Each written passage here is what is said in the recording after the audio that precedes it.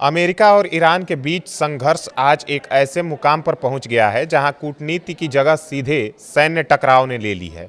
इस तनाव की जड़ें वैसे तो 1953 के तख्तापलट और 1979 की इस्लामिक क्रांति जितनी पुरानी है, लेकिन पिछले 2 वर्षों में हुई घटनाओं ने इसे और भी खतरनाक बना दिया है। आइए ईरान अमेरिका के मौजूदा हालात और इसके विवाद की पृष्ठभूमि पर प्रकाश डालते हैं। नमस्कार, मैं ओमकार पांडे और स्वागत है आपका न्यूज़ 18 राजस्थान के डिजिटल प्लेटफॉर्म पे। अमेरिका और ईरान के बीच आज के वक्त पर तनाव चरम पर है, जहां ईरान में बड़े पैमाने पर विरोध प्रदर्शन हो रहे हैं और अमेरिकी राष्ट्रपति डोनाल्ड ट्रंप बार बार सख्त चेतावनियां दे रहे हैं। अमेरिका और ईरान के बीच विवाद कोई नया नहीं है, यह संघर्ष दशकों पुराना है, लेकिन हाल की घटनाओं ने इसे और भी अधिक खतरनाक बना दिया है। जून 2025 में इजराइल ने अमेरिका की मदद से ईरान के प्रमुख परमाणु ठिकानों पर हमले किए, जिन्हें 12 दिन का युद्ध नाम दिया गया। इन हमलों में नतांज, फोर्डो और इस्फहान जैसे साइट्स को भारी नुकसान पहुंचा, जिससे ईरान का परमाणु कार्यक्रम कम से कम 1 से 2 साल पीछे चला गया। ईरान ने जवाब में इजराइल पर मिसाइलें दागी और कतर में अमेरिकी बेस पर हमला किया, लेकिन अब उसकी क्षेत्रीय ताकत कमजोर हो चुकी है। सीरिया में बशर अल असद का शासन गिर चुका है। हिजबुल्लाह और हमास जैसे समूह बुरी तरह प्रभावित हैं। ईरान अब मिसाइल क्षमताओं को दोबारा बनाने की कोशिश कर रहा है, लेकिन न्यूक्लियर प्रोग्राम पर पुनर्निर्माण की गतिविधियां सीमित हैं और इजराइल और ट्रंप ने चेतावनी दी है कि इसे दोबारा खड़ा नहीं होने दिया जाएगा। ईरान की अर्थव्यवस्था पहले से ही अमेरिकी प्रतिबंधों और युद्ध के खर्च से जर्जर थी।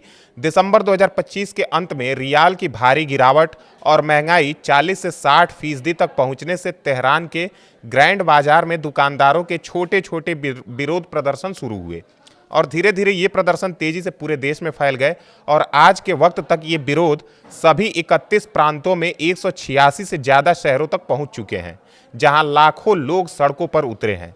इन प्रदर्शनों की शुरुआत महसा अमीनी की मौत के बाद हुई और शुरू में ये आर्थिक मुद्दों से प्रेरित थे, लेकिन जल्द ही तानाशाह मुर्दाबाद, खामनेई मुर्दाबाद जैसे नारों और पूर्व शाह यानी कि पहलवी वंश की वापसी की मांग के साथ साथ शासन विरोधी और क्रांतिकारी रूप में तब्दील हो गए। ये प्रदर्शन मौजूदा इस्लामिक गणराज्य को चुनौती दे रहे थे और आर्थिक निराशा से बढ़कर राजनीतिक बदलाव की इच्छा को दर्शाते थे।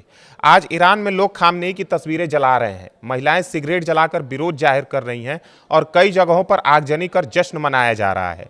ईरान सरकार ने 8 से 9 जनवरी से पूरे देश में इंटरनेट और टेलीफोन ब्लैकआउट लगा दिया है, जिससे बैंकिंग, अस्पताल और रोजमर्रा का जीवन ठप हो गया है। स्टारलिंक सैटेलाइट इंटरनेट शुरुआत में कुछ लोगों की मदद कर रहा था, लेकिन अब सरकार ने जीपीएस जैमिंग से इसे भी 30 से 80% तक प्रभावित कर दिया है, जिससे कनेक्शन बहुत कमजोर हो गया है।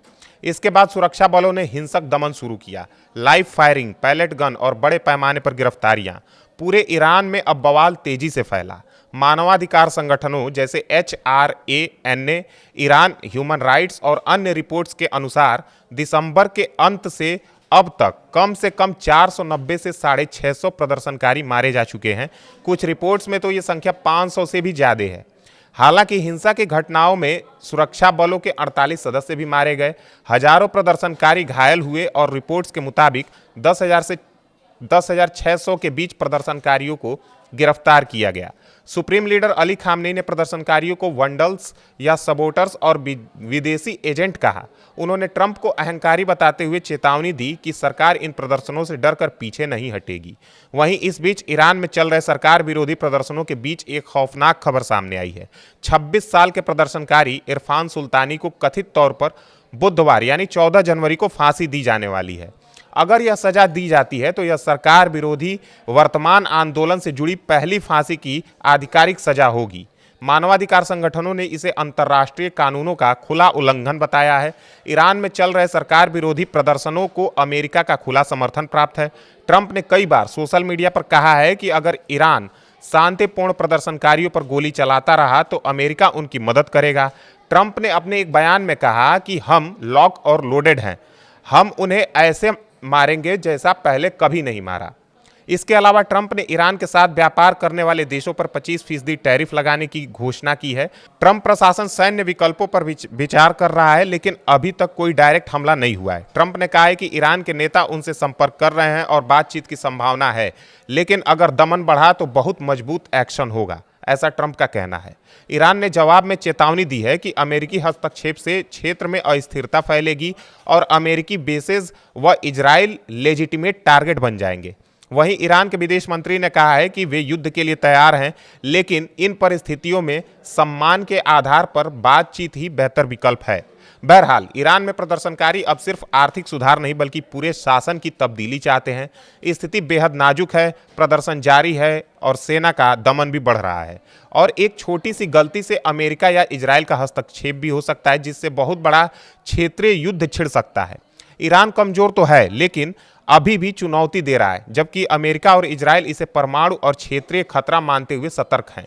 भविष्य पूरी तरह प्रदर्शनों की ताकत, कूटनीति की सफलता और क्षेत्रीय बदलाव पर टिका हुआ है। यह समय एक बेहद संवेदनशील है जहां एक गलत कदम पूरे मिडिल ईस्ट में आग लगा सकता है। अब देखना होगा कि ईरान में ये प्रदर्शन पूरे हालात को कौन सी दिशा देते हैं और ईरान को लेकर अमेरिका का अगला कदम क्या होता है।